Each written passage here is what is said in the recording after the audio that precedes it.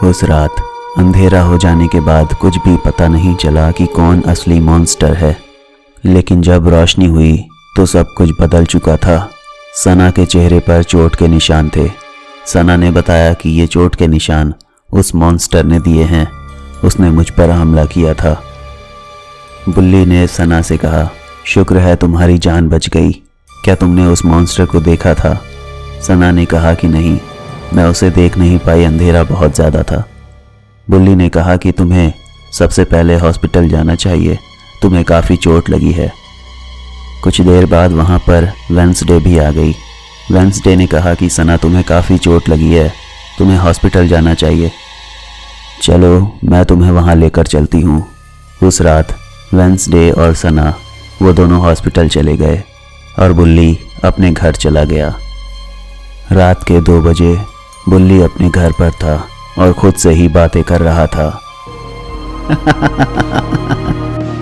अजीब बात है, दूर दूर तक एक मॉन्स्टर की चर्चा होती है और वो मॉन्स्टर मैं हूँ, सबसे ताकतवर, जिसे मारा नहीं जा सकता। मतलब हाँ, मैं मर सकता हूँ लेकिन इतनी आसानी से नहीं। अजीब बात तो यह है कि एक मॉन्स्टर ने सना पर हमला किया और कमाल की बात यह है कि मैंने सना के ऊपर कोई हमला नहीं किया, उसे कोई चोट नहीं पहुंचाई। तो क्या सना ने खुद को चोट पहुंचाई थी या मेरे अलावा एक और मॉन्स्टर है जो खुला घूम रहा है? अच्छी बात है। उधर वेंसडे मेरा शिकार करने के लिए मुझे ढूंढ रही है और दूसरी तरफ सना, पता नहीं उसके दिमाग में क्या चल रहा है। चलो पता चल जाएगा। 2 दिन बाद सब स्कूल में पहुंचे और बुल्ली ने देखा कि काफ़ी कुछ अजीब लग रहा है। लोग सना से सवाल पूछ रहे थे कि वो मॉन्स्टर कैसा दिखता है और दूसरी तरफ वेंसडे वो बुल्ली को शक भरी निगाहों से देख रही थी। बुल्ली वेंसडे के पास गया। बुल्ली ने कहा, तुम मुझे ऐसे क्यों देख रही हो जैसे मैंने कुछ किया हो? वेंसडे ने जवाब दिया, ऐसी कोई बात नहीं है, मैं बस तुम्हें देख रही थी और ये सोच रही थी कि शुक्र है तुम्हें चोट नहीं लगी, तुम बच गए, क्योंकि तुम तो सना के बहुत करीब थे। पर अजीब बात है कि उस मॉन्स्टर ने तुम्हें कोई नुकसान नहीं पहुंचाया। हाँ, ये अजीब है, शायद मेरी किस्मत बहुत अच्छी थी जिसकी वजह से उस मॉन्स्टर ने मुझे कोई नुकसान नहीं पहुंचाया। वैसे मैं तुमसे बाद में मिलूंगा, मुझे जाना है। अगले दिन वेंसडे सना के घर गई। वेंसडे ने कहा कि तुमने बहुत अच्छा काम किया जो खुद से खुद को चोट पहुंचा ली। बुल्ली को लगता है कि हमें नहीं पता कि वो मॉन्स्टर है और ये अच्छी बात है।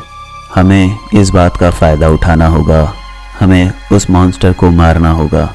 वैसे तुम्हें ये कब से पता था कि वो मॉन्स्टर है?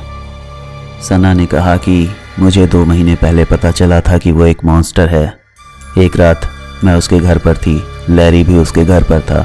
हम तीनों बैठकर पढ़ाई कर रहे थे, लेकिन 12 बजे के बाद हमें नींद आने लगी और हम सो गए। अचानक 2 बजे रात को मेरी नींद खुली। मैंने बुल्ली को छत पर जाते हुए देखा और मैं उसके पीछे पीछे गई। छत पर मैंने उसे उसके असली रूप में देखा था।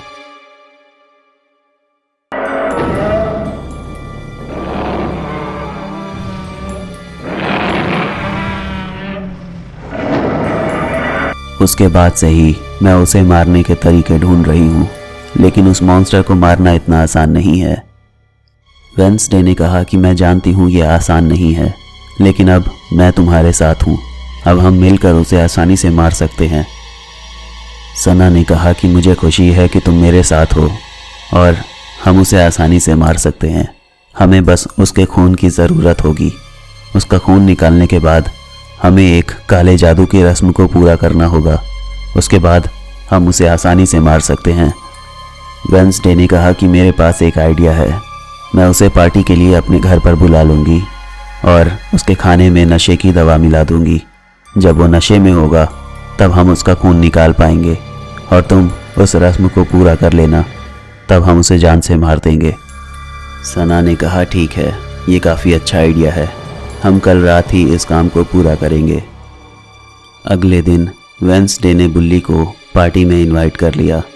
रात के वक्त जब बुल्ली वेंसडे के घर पर पहुंचा तो उसने देखा कि वहां पर सना और वेंसडे थी।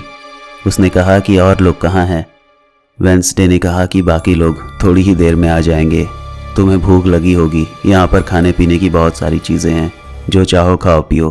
बुल्ली ने कहा शुक्रिया। बुल्ली ने कुछ खाने पीने की चीज़ें ले ली।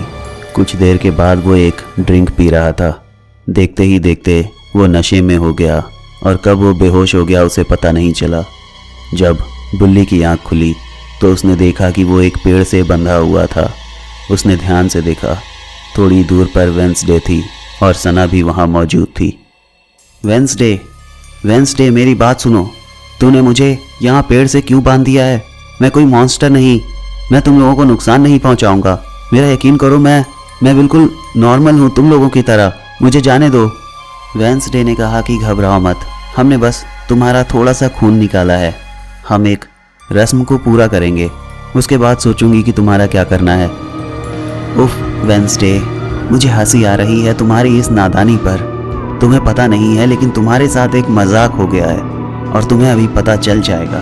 ज़रा पीछे पलट कर देखो। जब वेंसडे ने पीछे पलट कर देखा तो सना के हाथ में बंदूक थी। सना ने कहा वो खून मुझे दे दो। वेंसडे, देखा, मैंने कहा था ना तुम्हारे साथ एक मजाक हुआ है। दरअसल सना ये सब कुछ खुद के लिए कर रही है। उसने मेरा खून इसलिए निकाला है कि वो खुद को भी एक मॉन्स्टर बना ले। वो मॉन्स्टर की ताकत को महसूस करना चाहती है, वही ताकत जो मेरे पास है। कुछ देर के बाद वेंसडे ने वो खून का प्याला सना को दे दिया। अचानक अंधेरा हुआ और जब रोशनी हुई तो वेंसडे ने देखा कि वहाँ पर बुल्ली नहीं था और ना ही सना थी। सना ने वेंसडे को बेवकूफ़ बनाया और बुल्ली, वो तो पहले से ही चालाक था। उसे पता था कि ऐसा ही कुछ होने वाला है, इसलिए वो वहाँ से हमेशा के लिए गायब हो गया। एक लंबे वक्त तक वेंसडे उस स्कूल में रहकर बुल्ली और सना को तलाश करती रही, लेकिन अजीब बात थी कि उन दोनों का कुछ पता नहीं चला और देखते ही देखते स्कूल खत्म हो गया और वेंसडे ने वो शहर हमेशा के लिए छोड़ दिया।